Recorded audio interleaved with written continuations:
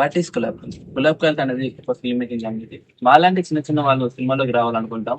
So వాళ్ళందరికీ ఒక platform ఉండాలి, ఒక విజన్ ఉండాలి, ఒక స్పేస్ వాళ్ళకి క్రియేట్ అయి ఉండాలని చెప్పి మేమందరం అనుకొని కలిసి కమ్యూనిటీ ఫామ్ చేస్తాం. దాని పేరే కొలాబ్ కల్త్.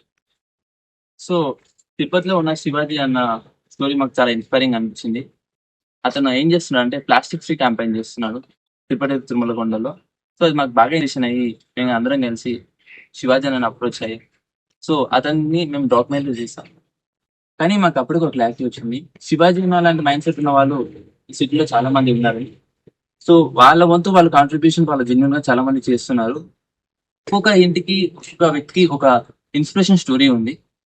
సో దాన్ని మేము బయటకు తీసుకురావాలనుకుంటున్నాం. నేను సాయి చందు ఈ స్క్రీన్ మీద కనిపించే పోస్ట్ ని మాత్రమే, కానీ ఈ కంటెంట్ క్రియేట్ చేసే వ్యక్తిలో నేను ఒక టీం మెంబర్ని మాత్రమే. సో మా వైఫ్ కానీ మేము చేసే పనులు కనెక్ట్ అయితే